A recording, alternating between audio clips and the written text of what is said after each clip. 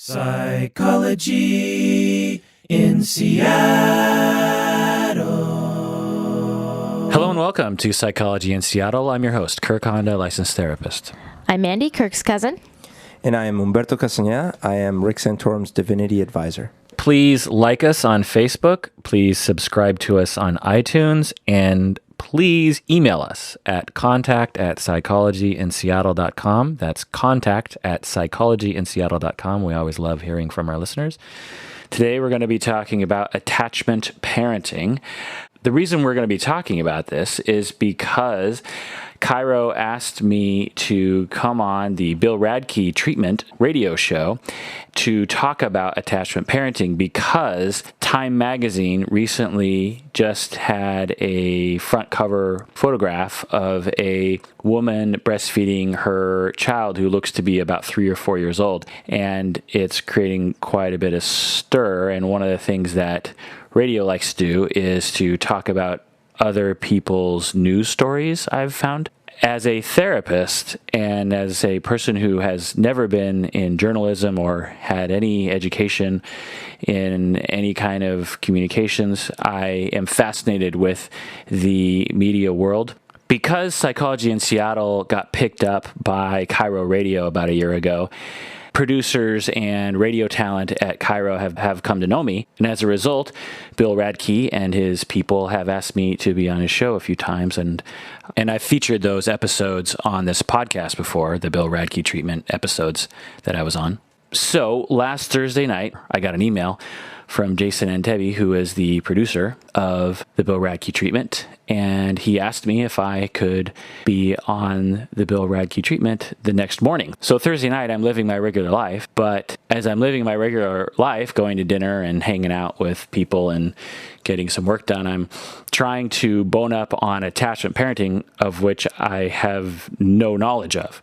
That's the reality of my life, my media life, is that they will ask me to come on to the radio to be an expert on something of which I am not an expert on. But it doesn't mean by the next morning I can't read up a bunch and act like I'm an expert, because really that's all that counts is how convincing you are in your expert-like demeanor. And I'm being sarcastic if you can't tell. Sometimes I wonder if the listeners understand when we're being sarcastic. I really hope so. So all Thursday night, when I got a chance, I would read about it and I would ask people about it. And I thought about it. As a family therapist, I've talked with a lot of clients about their parenting. I have not worked a lot with young children and their parents, but I have worked some. And I've supervised a number of therapists in training who work with young children, including infants. So I have some knowledge, and I think that my general knowledge in psychology gives me kind of a head start in terms of understanding some of this stuff, and perhaps my familiarity with reading studies and finding information is also helpful when I'm asked to be an expert by the time they press record the next morning. So I thought I would just play the clip, and then, as usual, I would just pause it and chime in. So let's listen to the Bill Radke treatment about attachment parenting, okay? All right, Time magazine, it worked. You got our attention. This is the Bill Radke treatment, and we're going to talk this hour about the Time magazine issue that's just out, showing a lovely woman in her 20s breastfeeding her, not infant, but 3-year-old, almost 4-year-old. I actually thought it was great, but I got to admit it was shocking. That's your first reaction. But it does raise a bunch of questions. Is it normal? Does it make a kid weird to breastfeed this long? And then the article was about something called attachment parenting. What does that mean? And is there such thing as attaching to your child too much? All that coming up this hour. By the way, I just want to say all the Cairo hosts are coming to a Tacoma Theater Wednesday night. A 90-minute behind-the-mic program, so in just a few minutes I'll tell you how you can get tickets to that. I want to talk with some people who know about attachment parenting and we're going to get into all of that. Gigi Wickwire is a registered nurse, clinical social worker, and the facilitator of something called Listening Mothers. Gigi, hi, and what is Listening Mothers? Good morning. Listening Mothers is a program for mothers with children up to 6 months of age, and we focus in on secure attachment, creating a space for mothers to listen to their children and listen to themselves and deepen that relationship that's so important, as well as we spend time thinking about mindfulness practices and how to be present with our children. Okay. Being present with our children. We'll talk more about what you mean by that. Fred Ingham, you are a dad. Yes. Live in Montlake, and you and your wife have raised your child. Would you say attachment parenting is your philosophy? Yes, I would say that we have. We read Dr. Sears' book, and Dr. Sears is profiled in the Time magazine article. My wife took Listening Mothers, and she and I both participated in a reflective parenting class, which is also offered by the same organization, the Community of Mindful Parents. So we're very interested in attachment parenting. It made sense to us as a healthy way to raise our son. And it was also very rewarding and fun. So it was a approach to parenting that it enhanced our enjoyment of being parents. Let's just talk right now about you've said mindful and reflective parenting. What are we talking about, Gigi? Mindful and reflective parenting. That's a great question. What is attachment parenting? Yeah, well, attachment, there's so many different pieces there. It's about meaningful connection. I think that if I was to say what the heart of mindfulness is cultivating connection that's meaningful and attuned to each child's needs. And it's different developmentally based on an infant versus a toddler versus an older child. It also is relational. It depends on what the family's makeup is. So sometimes families have a much busier schedule, and what they need for attachment may look different than what your family needs, Bill. Does it mean you're constantly with your child? Well, you're down on the floor playing with them. They're sleeping in your bed. It's a great question. So one of the things that's different that I want to just kind of call out in the beginning is there is attachment parenting, which is driven more from the literature that comes from Dr. Sears. And then there's what's called secure attachment. And secure attachment comes from psychologists such as Edward Bowlby and Mary Ainsworth and Winnicott. And they talk about secure attachment being this relationship that is the primary care provider, not always the mother, not always the father. Sometimes it's a grandparent, depending on the family. And they're secure attachments when you're paying attention to the child and being available for the child when he or she needs connection and nourishment or attending to problems. But it also means making sure that when there's a rupture in attachment, that you focus on repair. And because it's not possible at all times for each care provider to be on the floor or to do on-demand breastfeeding or to do co-sleeping. And there are going to be ruptures, and secure attachments informed by when there are ruptures, how do we come back and to repair and cultivate connection? Okay, so Fred the dad, I think all of us parents want to be connected, and we pay as much attention to our children's needs and emotions as we can. But what more does it mean to you? I mean, it's like no TV, no raising your voice. What?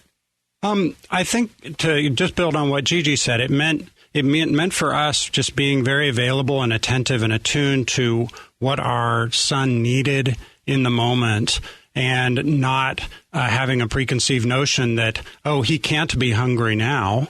If he's showing signs of hunger, it's okay for him to eat. Does that mean the child gets whatever the child wants at all times? Well, attachment parenting is not appeasement parenting.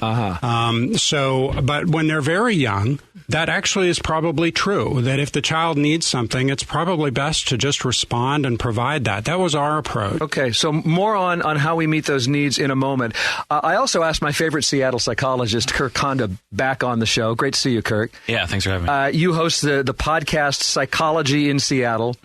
You are a licensed marriage and family therapist. That's right. So for those listeners, just to sort of help us understand secure attachment as opposed to what? Like in your experience, how do most of us parents treat our children? Well, they're often referred to as mainstream parents, I suppose. I would say that it varies widely. And I think that some mainstream parents, so to speak, people that don't ascribe to a particular style of parenting in the literature, are very attuned to their children and are very attentive and raise kids that have, the experience for the children is very healthy.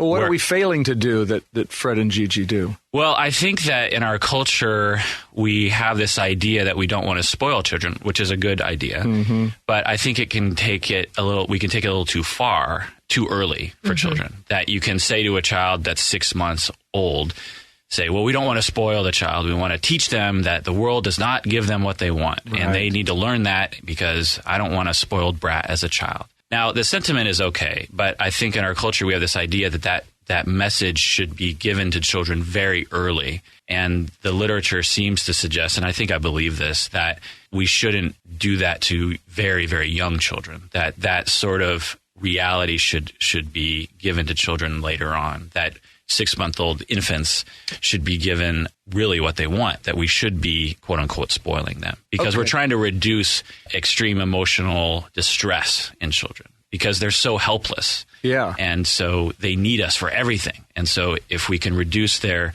difficult times for them, then they seem to develop better. All right, so let's pick one example of what some people would call spoiling, which is the way a lot of Americans reacted to this photo and this issue of breastfeeding your child when they're able to say, Mom, other breast now. In America, it's not the norm. It's unusual. And to some people, I mean, you see the comments on their website, this is weird, this is gross, this is what. Is there any evidence that a child who breastfeeds for 3 or 4 years ends up being, spoiled or weird? No, there doesn't seem to be any evidence of that. In fact, the little evidence that they do have seems to suggest that this sort of parenting that Gigi and Fred are talking about seem to raise more healthy children. But it's unsure at this time because in order to study this, you have to have experiments to some extent, and you can't experiment on young children by depriving them of certain things and giving other children other things. So a lot of our research is done with monkeys. Mm-hmm. And really? Yeah,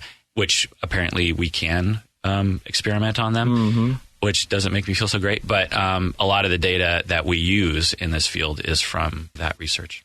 All right, so let me just chime in here for a second. First off, when I listened back to this, I am pleasantly surprised that I wasn't falling apart, that my nervousness wasn't getting the best of me.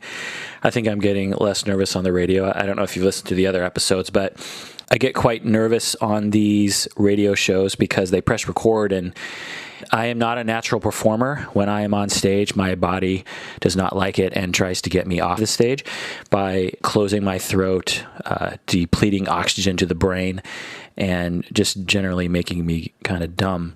But in this instance, it doesn't sound so bad. I wanted to jump in on the research a little bit. First off, I'm saying monkeys, but I really mean primates. It's believed that their psychologies are similar enough to humans that research on them is translatable to human psychological research, but they're not humans, and therefore we don't have the same ethics regarding conducting research upon them. For instance, they will take primates and deprive them of motherly affection and see what kind of effects that has on them. When you deprive young primates of motherly affection, you get a wide variety of negative psychological effects. And by the way, I'm one of those people that actually really loves animals. And the idea that we are experimenting on primates is not a happy thought to me. I kind of wish we did not do that. The problem with research in this area is that it has to do with extremely broad topics. One of the topics that it's trying to study is what is the best way to help a person, a human being, to develop. How do you measure good development? What statistic can you measure that would allow you to evaluate whether or not a person has developed well? Do you go off of psychiatric symptoms? Do you go off of whether or not they graduate from high school? Do you go off of their reported well-being? Do you go off of lifespan, physical health, divorce rates, addiction? How do you measure whether or not one person developed better than another person? These are very difficult things to measure. If you're asking people about their general well-being, you're asking for a self-reported account. So let's say I asked you how happy you are on a scale from 1 to 10, with 10 being the happiest you've ever been and 1 being very depressed. You'd say, oh, well, I feel like I'm a 7. And I ask the person next to you, how happy are you? And the person next to you says, oh, I'm a 7 too. How do you know that you're exactly the same amount of happiness? How do you know your 7 means the same as their 7? How do you evaluate happiness? What is the meaning of happiness? Is happiness the absence of sadness? Is it when good things happen to you? Is it a feeling that you feel physically in your body? It gets very difficult to measure. So that's one thing. The next thing is how do you differentiate different kinds of parenting from each other? Parenting is a 24/7 experience. It's something that happens constantly on this micro level. And do you differentiate parenting by how much breastfeeding occurs? Do you measure different parenting by how much physical attention is given to the child? So these are difficult things to measure.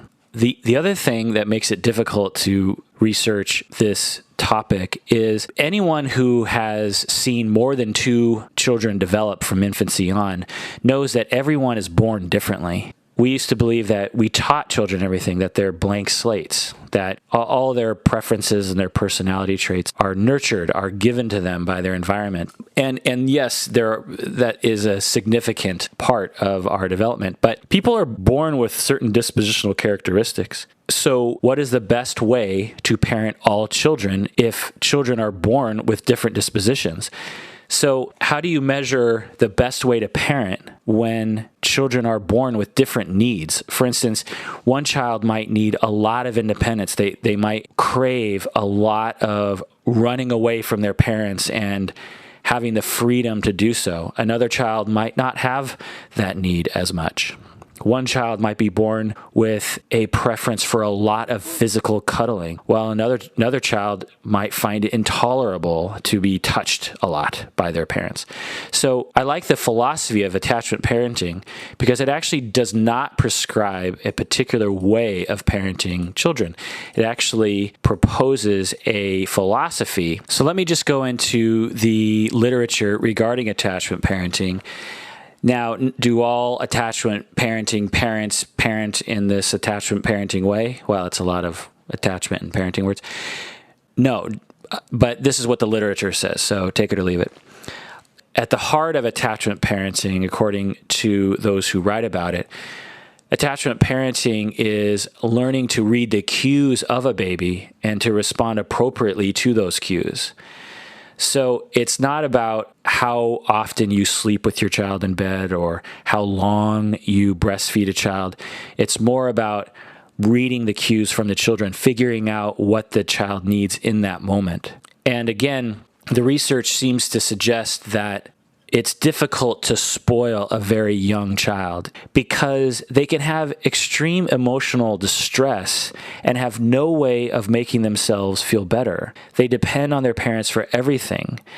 And when they are in severe distress, and some babies experience a lot of extreme distress, these children really need their parents to respond to them quickly, to reduce that distress so that the child can learn that they can depend on other people, that they can learn how to, and in my psychodynamic point of view, they internalize a soothing other. Through the experience of being soothed, they internalize their parents and begin to soothe themselves. It's my belief, according to psychodynamic thinking, that those who can soothe themselves were soothed a lot in early childhood.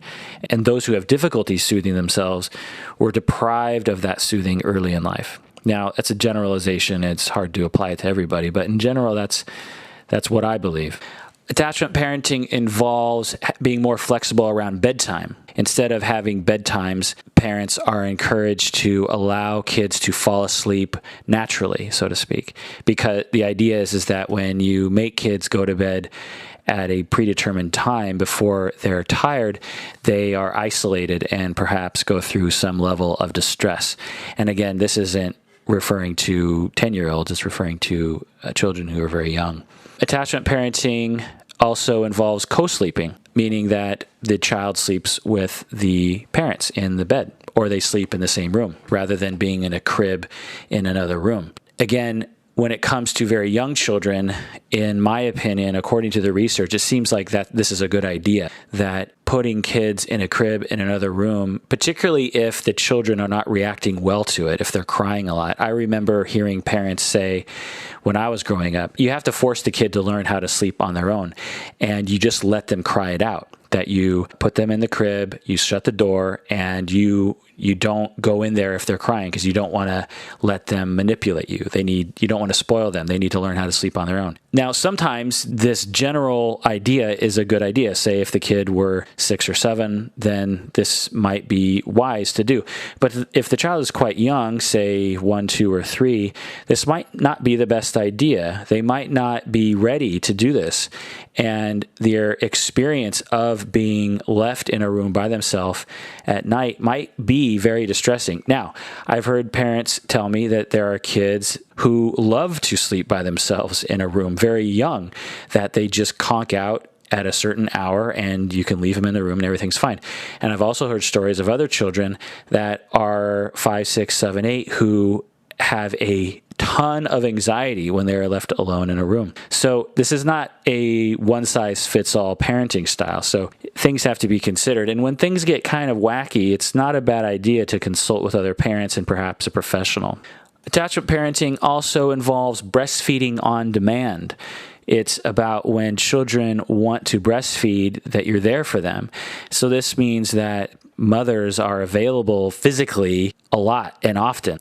And again, this isn't about being a servant to a 6-year-old, but it's about letting the child know that the parent is there for them when the child needs someone. And again, the idea is that when a child is very young, they need to have that secure attachment experience. And once they have that secure attachment experience, they can grow up. They can become more independent more quickly because they have a secure base in their minds. They have a feeling that people are there for them. And breastfeeding on demand, according to attachment parenting, is a part of that.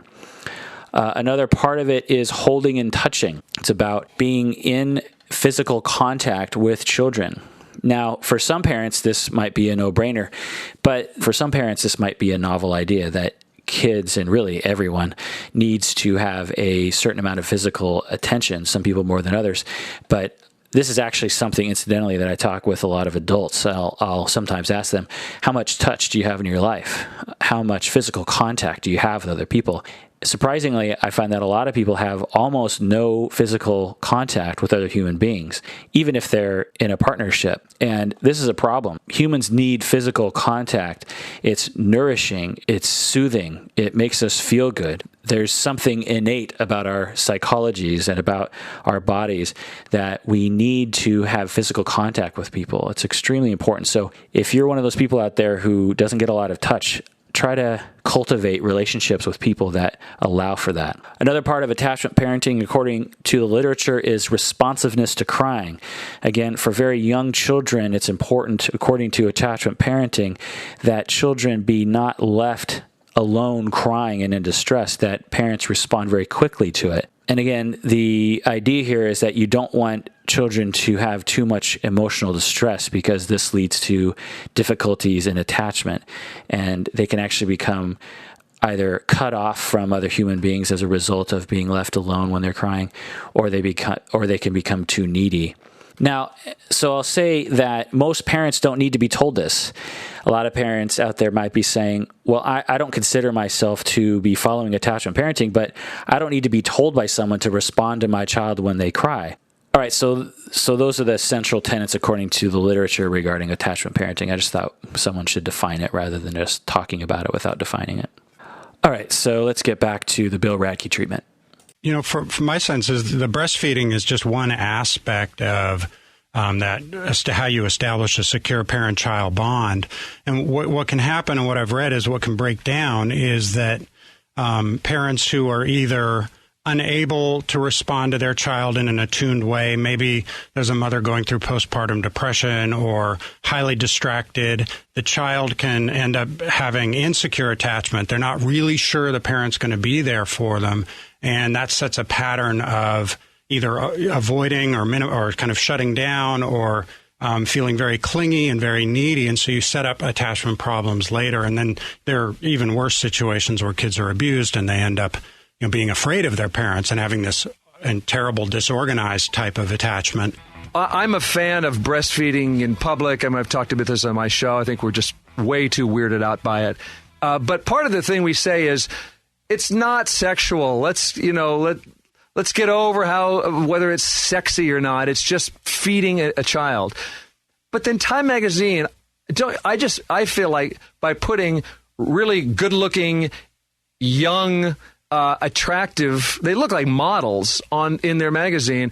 Honestly, I'm a straight male. I went to they're showing. I mean, it's right. It's practically something you can't show. It's almost salacious. I wondered if you felt like were they kind of going for a mixed message there? That look at these hotties breastfeeding. Am I alone? Well, you're telling two therapists this, so we could probably help you out with that, Bill.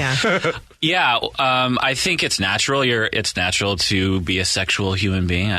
I'll let you off the hook in that way.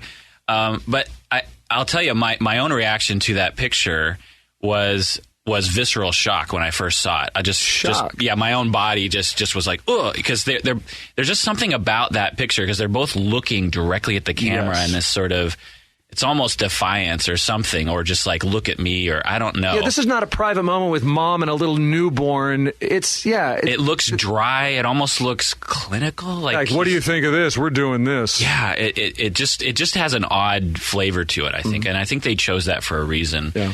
But then I quickly start going in my mind and saying, let go of that. Don't worry about it. Breastfeeding is natural. Everything's okay. You know, because in our society, we're not used to seeing these things because traditionally we've been trying to shame people into hiding to hide breastfeeding. I'm not sure whether this magazine is having the effect that advocates of attachment parenting wanted, because it ends up being this, I don't know, it just feels kind of shock value, and what I want is for breastfeeding not to be shocking. I just want to say that's Kirk Honda, who hosts the Psychology in Seattle podcast, faculty member at Antioch University in Seattle. Also with me, Fred Ingham. You are a dad of how many? Just one, 3-year-old son. Yeah, and also Gigi Wickwire. And by the way, Fred, you would say attachment parenting is you read the Dr. Sears book.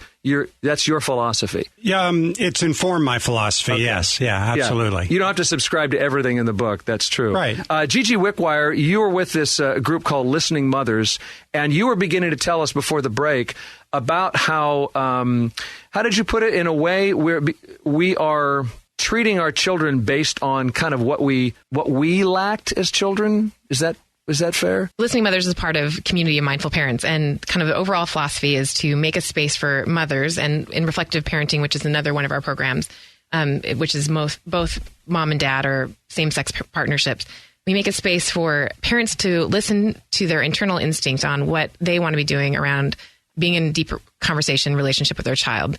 So it's mostly asking questions. It's asking questions like, how are you making these choices about attuning with your child? Where are you noticing openings for connection? What is this cue that you're seeing with this infant? Reflective parenting is for older children. What are you noticing about when they're asking for you to come in closer? What are they asking behaviorally?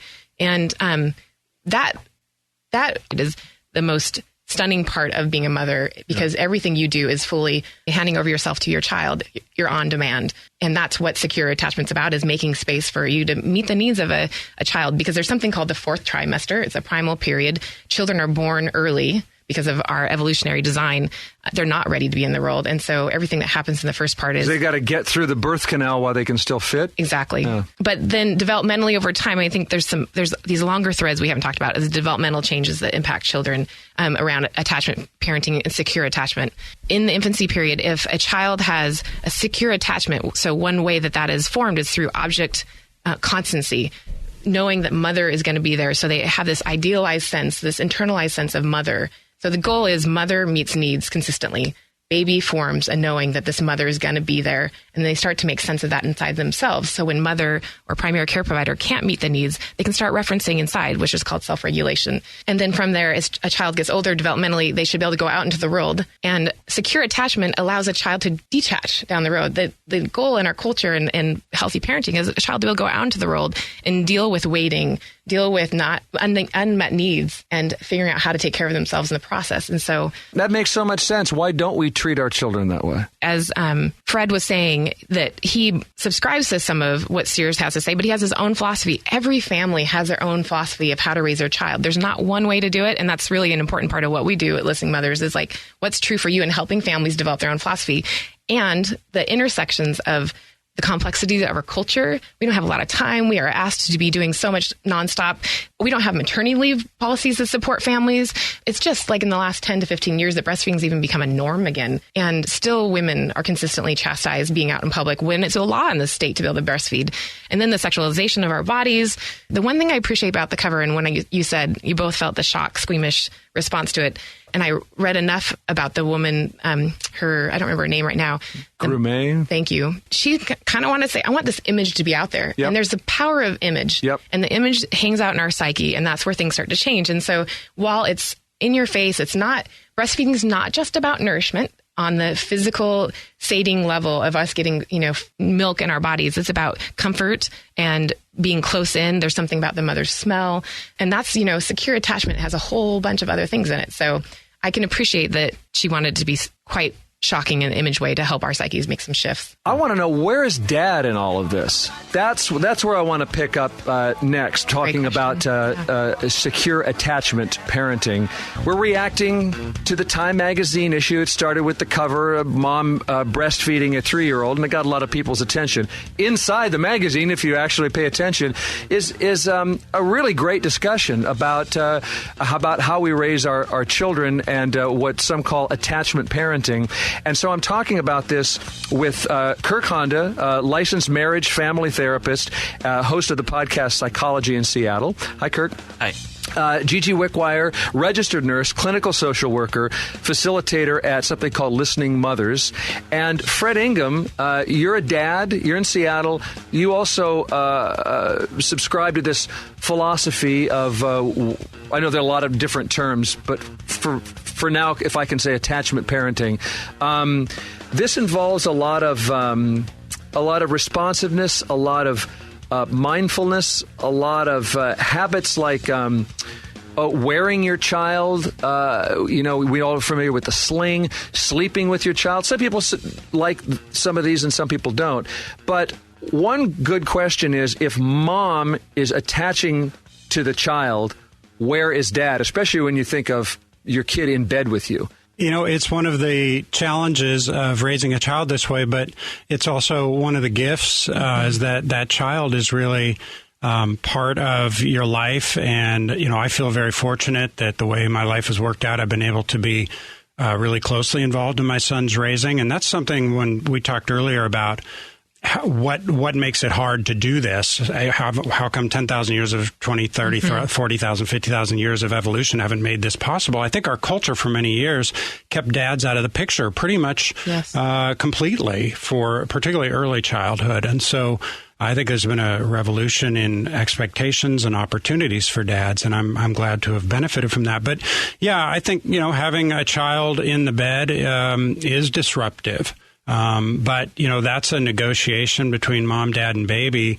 And, where kids sleep, I mean, that's a whole scene, and how they sleep. You could do a whole show on just sleep challenges with young children and infants. But, we worked it out. It's not great for sleep. It's not great for other things, but it has other gifts, I think he just too. referred to sex. Yeah, can I ask a question, Bill? Yeah. So people in the span of time that Jason contacted me and coming here this morning. This is our producer who asked you to be on the show. That's right, Jason. I've been talking with a few people, and one of the things that people say, well, is how do you have sex? Do you ever get to have sex if the child is in the bed? What's your answer to that? Yes, you can, and you just need to be a little more creative and a little more flexible. I don't think I think it's different for every family. There are ways to work around that. Yeah, and there are ways to work around that. I think every couple needs to work out what works. Yes. Be flexible, be creative, be spontaneous, or don't. You may have to plan. There were spots on our calendar sometimes that said, we'd like to make time for ourselves, and either the child was in the care of our loving and locally located grandparents or, sleeping or whatever. It worked out. So. Date time is pretty common regardless for families. You have to make time when they're raising children to have time together. So, but I do think it's an important point that attachment parenting is not. I don't think it would be a good idea to say, well, because I'm doing attachment parenting, I need to not focus on the relationship and between the couple that's raising the child. As a father, I need to be able to support my spouse, and I can do that best when we're attuned and we're in shape and our marriage is going okay. it's harder for me to be supportive if there is no acknowledgement of some of my needs in the marriage. So it's I've heard it said, put on your own oxygen mask first, and that applies to the marriage, not just to the mother or the father. Well, it sounds like a very balanced way of parenting. It sounds like you have to balance quite a bit of things. It's not just all about the child. It's also about you and about your relationship and your own time. Right, because the last thing you want to do, and not that you would never feel this way, because I think you would, if you never felt that way, it wouldn't be normal, but it's not about being so available to the child that you build up a resentment and are unable to be fully present for them, or that they can sense. I mean, children are psychic in this way. I mean, they can sense whether you're truly there for them or whether you're harboring. They can read the energy even if they can't speak the words. So, you've got to acknowledge your needs as well. Kirk, any pitfalls to what Dr. Sears called attachment parenting?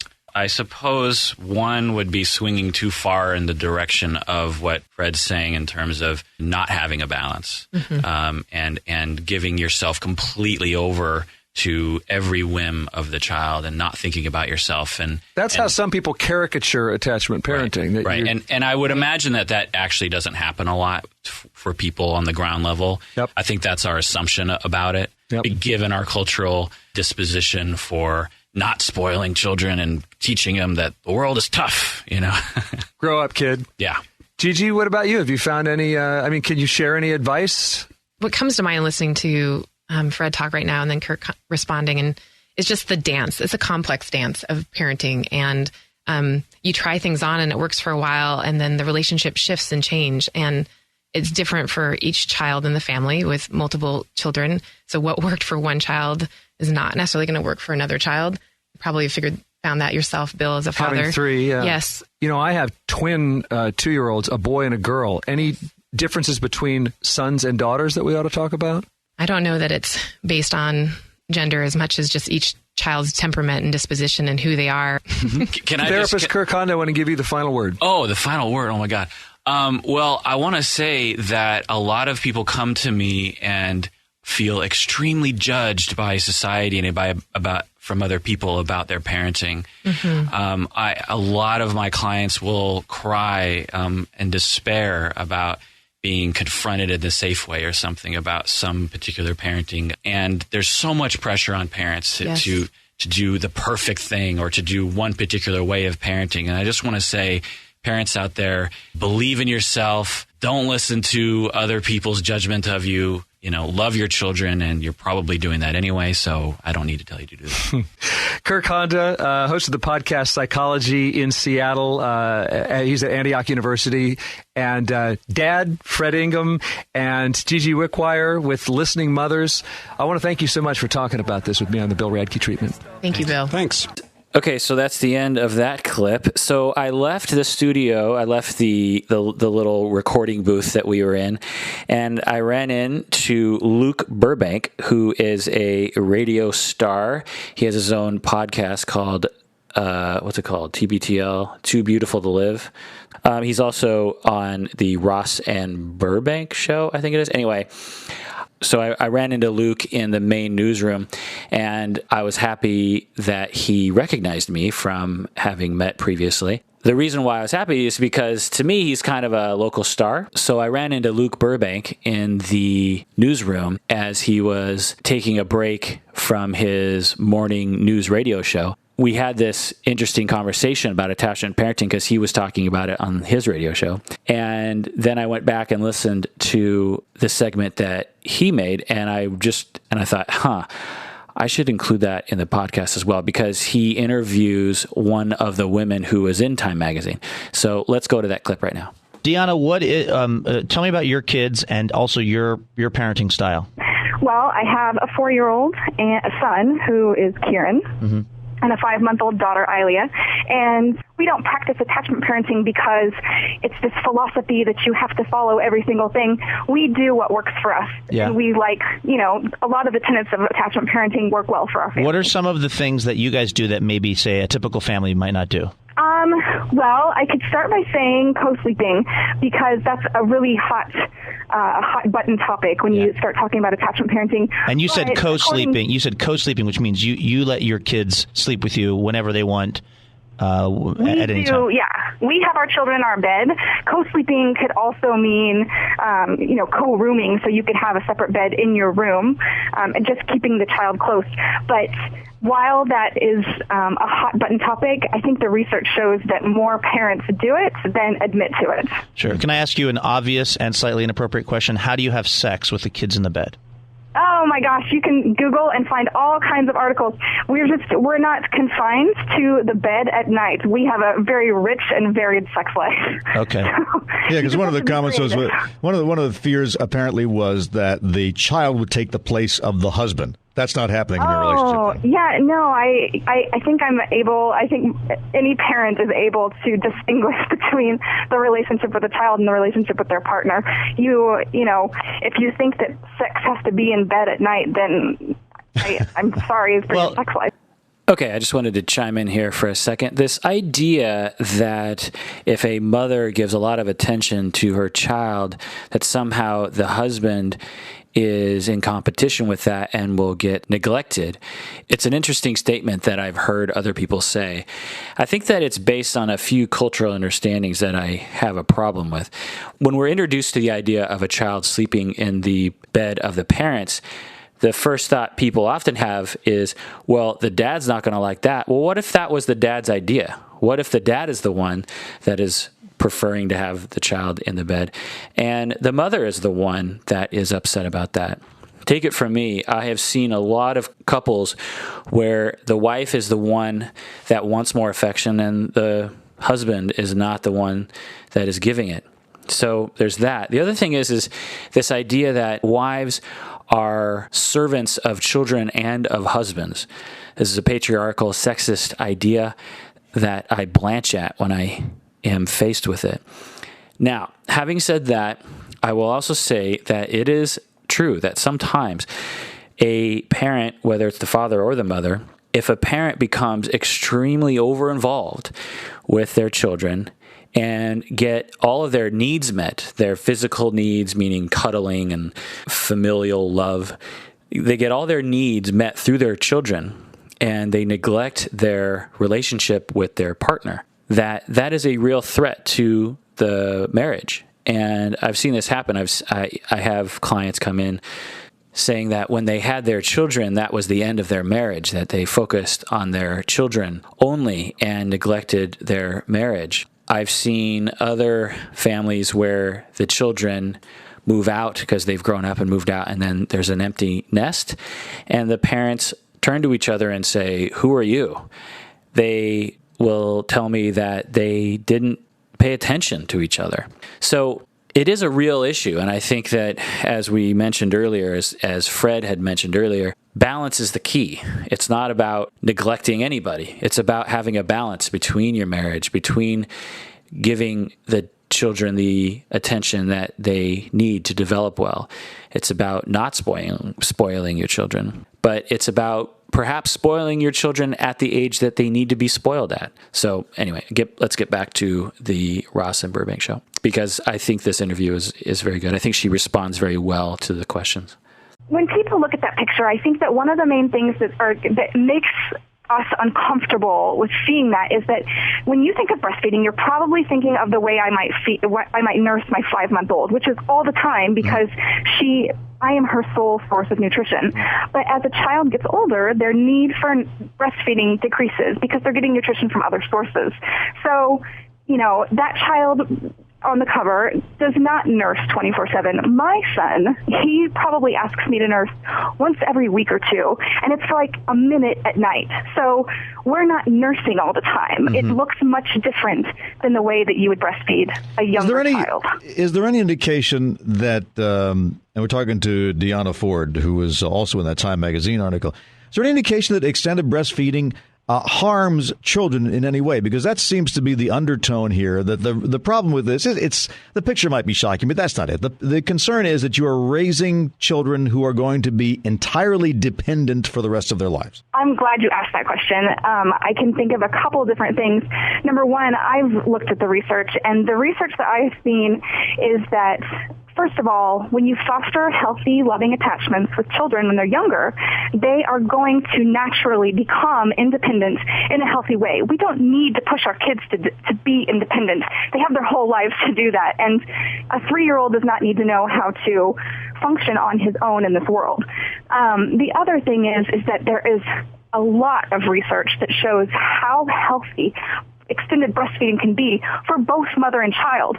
Not only can it benefit children, because there's antibodies and it helps reduce diabetes and certain types of cancers, but it also can reduce a mother's chance of getting reproductive cancers. All right, I'm just going to chime in here for a second and say that I really love her responses. I think that she represents these types of parents very well. I think some people, when they hear about attachment parenting, they just think it's comprised of a bunch of wackos and idiots or something. But as you can clearly tell, this is a very conscientious, mature woman who is trying to do the best she can for herself and her family. And if every parent were like here, this world might be a utopia. And incidentally, I'll just wrap up by saying, again, how do we measure good parenting? How do we measure good development? How do we measure a healthy individual? These are extremely difficult things. And as I said at the end of the Bill Radke treatment, in general, I think American culture is highly judgmental of parents. And parents in general are doing a fantastic job with their kids and have a wide variety of being fantastic with their children. Now, are there things that they could improve on? Probably, but it's not about being a perfect parent. It's about being a good enough parent. It's about being a parent that will raise a child that is healthy enough. It's not about being perfect. Okay, now let's go to news or Tough or Bluff or something. Let's go to that. Yeah. So apparently there's a new cancer vaccine. Have you seen this? Have you read about this? No. Which kind of cancer? Well, a universal, quote unquote, vaccine that could beat 90% of cancers. I'm reading from some dailymail.co.uk. Not the Daily Mail. No, but this is real. I can confirm it from multiple sources. Okay.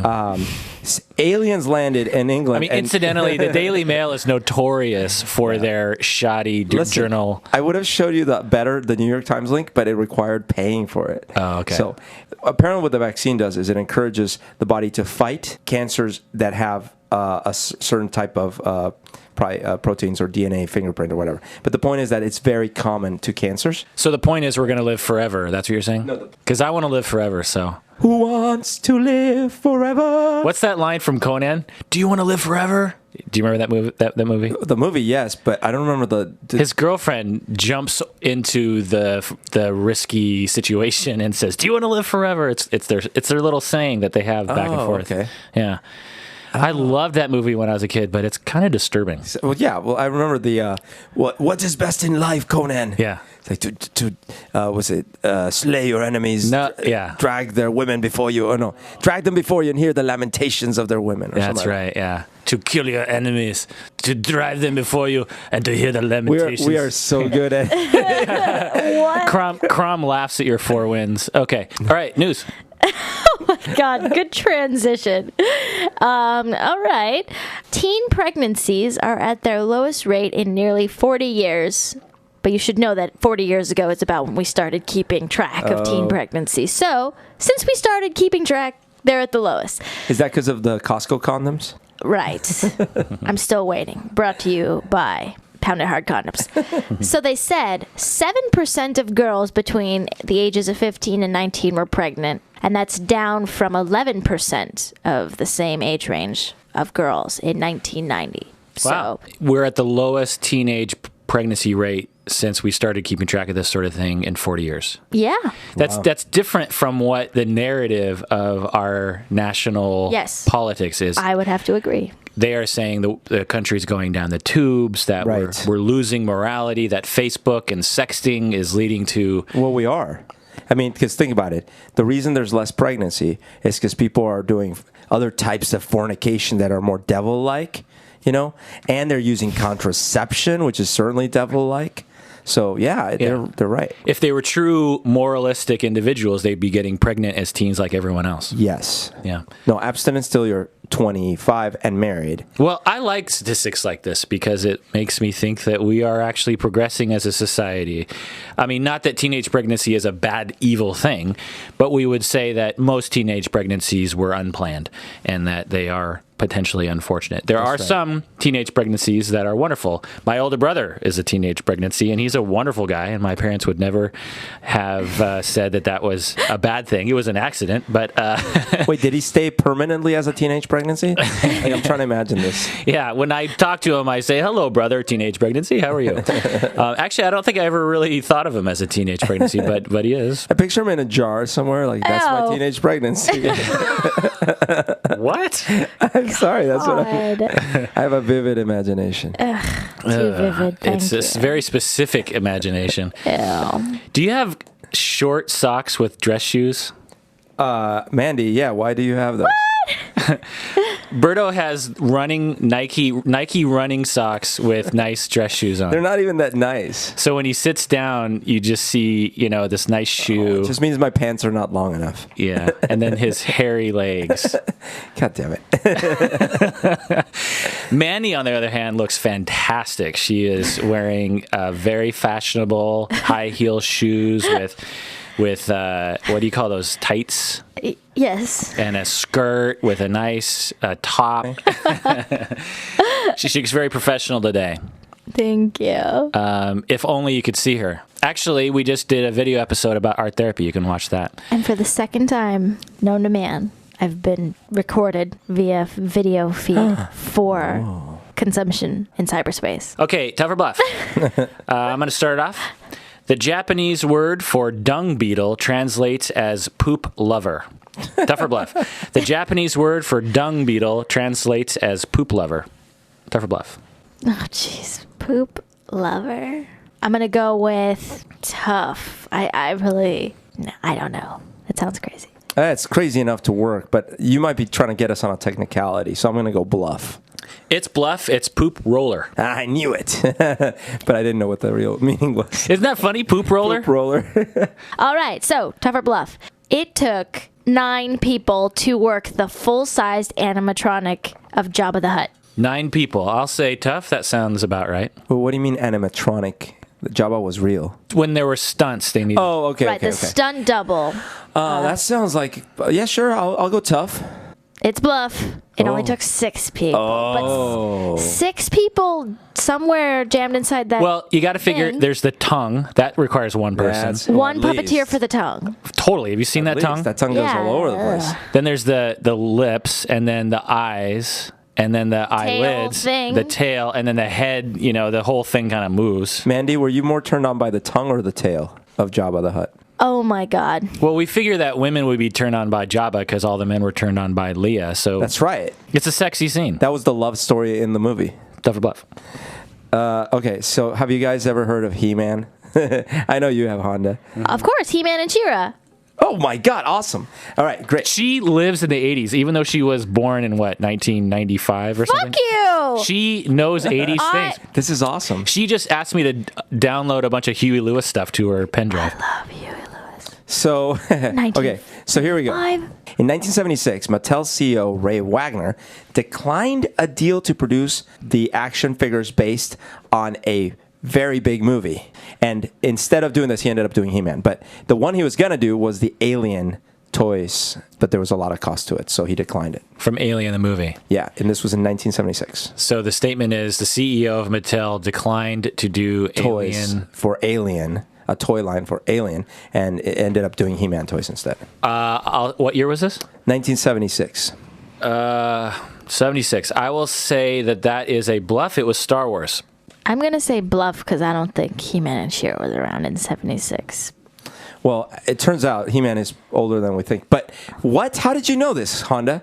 You're right. Just a corollary with 76. But the Star Wars didn't come out till 77. 77. I know, but I know they would have been doing the deals. Yeah. Well, you're right. He turned down. Yeah. Mattel turned down the Star Wars toys. When I was a kid, I had one figure, I had one little doll. It was a Luke Skywalker little doll, like one of those 3-inch jobbies. Yeah. And I loved this little, he had a gun and everything.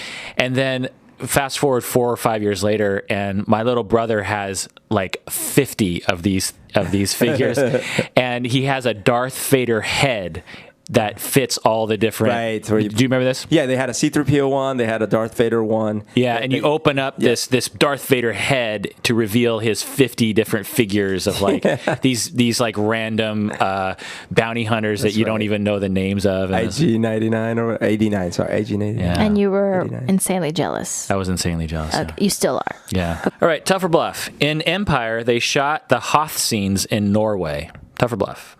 In Empire Strikes Back, they shot the Hoth scenes in Norway.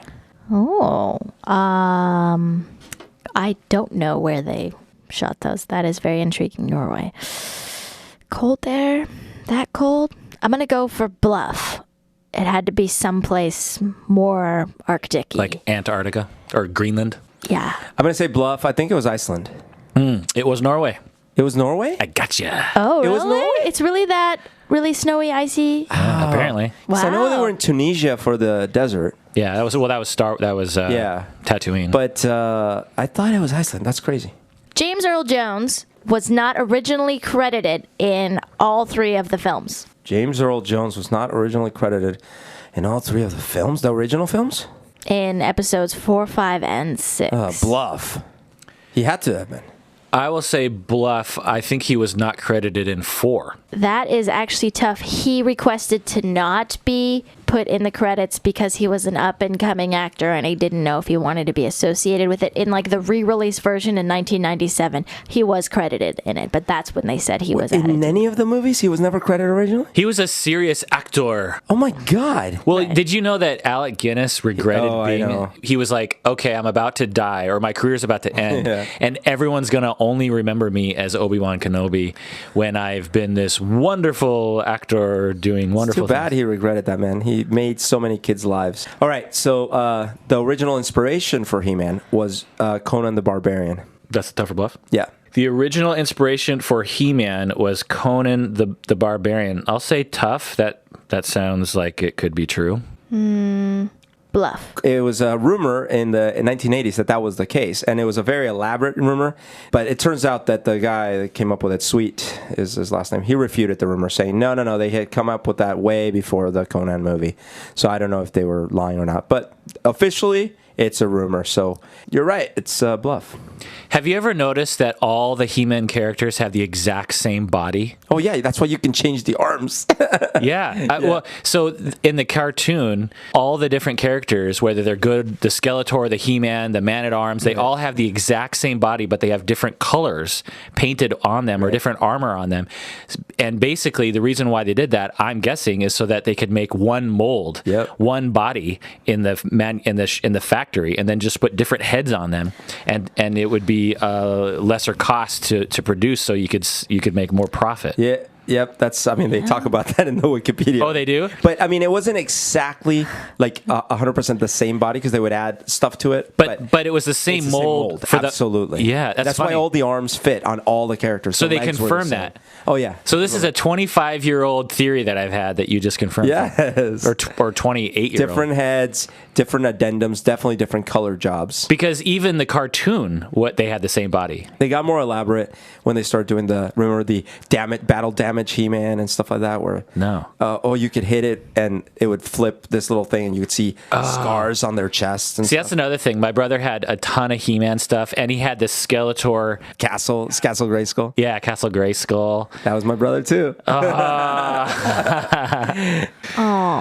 right, that does it for. Oh no! Before we adjourn, I wanted to start off a new segment called "Complaining in Seattle." What do we got to call it? Angry in Seattle. Complaints. What do they call it? Complaint department, right? What do you call the drop box of complaints? Comment box? Comment suggestion box? No. This Gripes? is more. Gripes. Gripes. Gripes of wrath. Gripes of wrath. Gripes and tripes. Gripes and Tripes. What are the tripes? I don't know. No, let's The lining gripes. of a cow's stomach. Gripes is good. Gripes of It's wrath. our new Gripes of Wrath session. Okay, I like gripes of wrath. Let's have a gripes of wrath session. Have you ever been in a Gripes of Wrath? Okay, here's my first gripes of wrath. There is a Honda dealership in Kirkland, Washington that is called Kirkland Honda. And I want to complain about that because when I called someone who didn't know me on the phone today, for the first 5 minutes, they were trying to get rid of me because they thought I was someone from Kirkland Honda, the dealership in Kirkland, Washington, the Honda dealership. And then finally, after 5 minutes of saying, "No, my name is Kirk Honda," blah blah blah, she finally said, "Oh." It took her that long to figure out. And I get this a lot when I call people and it comes up on their caller ID, they instantly think that it's someone from the Kirkland dealership. Honda. Oh, tough life. You didn't have Castle Grayskull, and people mistake you for a goddamn car dealership, which no one wants them to call. And when I bought my Honda, I called around to the different dealerships to get the best deal, and Kirkland Honda would not deal with me over the phone. They were like, "No, you have to come in," and I thought that was really bad customer service. That's a double gripe on Kirkland Honda. You hear that? We won't take your sponsorship. All right, gripes of wrath. I often rage about this at the lunch table with my fellow coworkers that are female about gym and locker room etiquette, and my gripe is, all right, I sound like a jerk, and I am. That's a full disclaimer right now. There's something generationally different about women, around my age or, in their 30s and maybe early 40s, where they're just more modest and they just don't need to get full-on buck naked, stand there drying off their crotch, or just wandering around to the bathroom, at the sink, drying their hair, like actually just naked. Yes, it's the ladies' locker room, but like they are naked and lumpy and got this full bush hanging out, and you're just like, oh my God. Keep talking. And that's my gripe, and that they just like stand there like, you know what, fine, there's gonna be people who are like, I feel proud, go be proud, but just get it away from me, go be proud naked someplace else. So you're saying that the older you are, the more likely you are going to flaunt it in the locker room. Not flaunting, they just don't give a shit, and they're like, whatever, this is me, and it's like, I know, but I want to see less of you. Oh wait, are these the older women? The older women, the older generation is elderly. I was getting excited. I thought it was the younger generation. No, people like me are, probably not as big and lumpy or full bushed hairy. I see. But, if you're a young lady who enjoys the bush, I know some, that's fine too. I'm just saying that I've just cut some face full of that and been like, oh, Weren't you saying that when they bend over, they don't know exactly which way to orient themselves in a respectful way? Right. If you're going to be bending over and I'm sitting at the bench trying to tie my shoes or put on some socks, and you're bending over right at your midpoint with your butt and coochie in my face, please just back your backside against the lockers and bend with your ass pointing that way and your head out. You know what I'm just saying? You don't want to like full frontal. Because you get too tempted. Right. I am just extremely tempted with sweaty, lumpy old ladies. There should be how they have those rules that they have in locker rooms? They should have a rule that says when you bend over, do it perpendicular to someone, not oriented straight towards them. Yeah, because they have rules about no cell phones, so you can't take pictures. That's all great and good. But I don't want to take pictures if that's what I'm going to be seeing, right? Right. But isn't this true about men, too, that the older men... Yes, dude, I have some horror stories. Speaking of which, my gripes of wrath, this is an oldie but a goodie.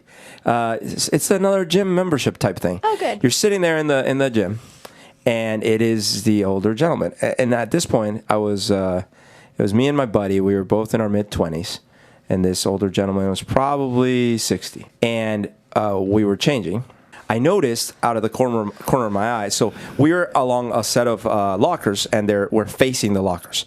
And then the lockers come to a point where they end, and there's a corner, and there's a mirror on that other side of the wall, essentially. Well, I noticed that this older gentleman is looking at himself in the mirror, which would be fine. except that I realize half of his face is looking at the mirror. The other half I can see because it's sticking out of the corner. So he's actually watching us change, pretending to be looking in the mirror. And it's like, okay, I mean, I don't care about your orientation, but I do care that you're staring at me while I'm changing. And then the worst part is... It's funny that you assume he's looking at you and not your friend. Oh, no, it was probably my friend. But the point is that both of us are there.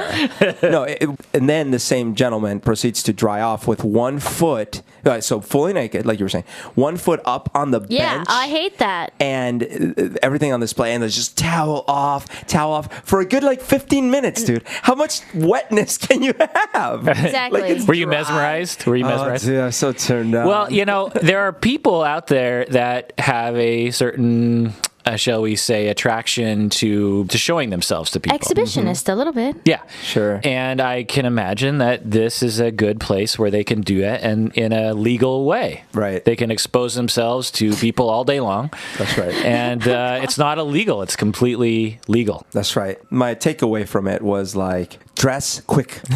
Get out. Exactly. Eyes down. Yes. Get out quick. All right. Well, that does it for another episode of Psychology in Seattle. Thanks for joining us. Please take care of yourself. Bye. Bye. Was that the NBC theme?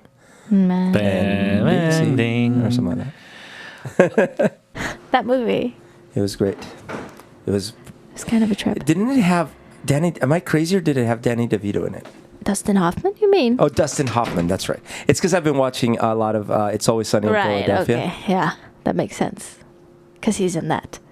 Danny DeVito's in. Yes. Are you being facetious? No, I was going to say, well, you're like, oh, I've been watching, and I was like, waiting for you to say It's Always Sunny. Oh, do you watch that? No, but I know he's in that. Oh my gosh, it's so funny. And that's the only thing he's doing other than being the voice of the Lorax, which I hear. Is he the voice of the Lorax? Yeah, absolutely. I heard it's not that good. I hear it's very pushy on the agenda. Oh. Which is apparently saving the environment.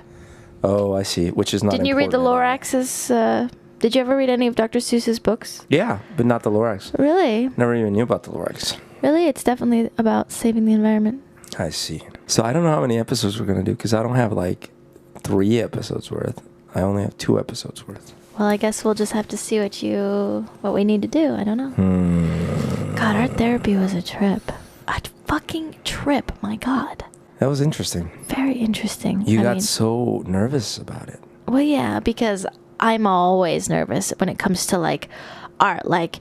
Even something as fucking stupid as painting pottery. You've shown up, you've picked out a piece, you're gonna pay for it, you gotta paint it, and it's gotta look decent, or you could basically just throw in your money in the garbage. So you gotta paint it to look decent. So when you pick it up in 2 weeks, it's something you want to look at or eat off of, and I always get crazy anxiety. I gotta be the boring girl who uses stencils, because I'm stencils mean you don't have to be creative because somebody else already has. You can trace it on the thingy with a pencil and then glaze over it. Then why do you do it? I haven't painted pottery in a really long time because I'm not creative, and being forced to be even a little bit creative, aka drawing 5 lines, was no. That's no, I so can't. weird. And you should meet my brother because he is an extremely artistic person. He can draw and he sculpts. He's an amateur but pretty impressive sculptor. And he doesn't sketch. He doesn't map anything out. He just sits down with clay and makes something crazy from his imagination. And I have nothing of that. Nothing. So it's really hard for me. Do you associate art with being good at the skill of drawing or painting or sculpting? Yeah. Because there's a lot of modern art that doesn't make that association.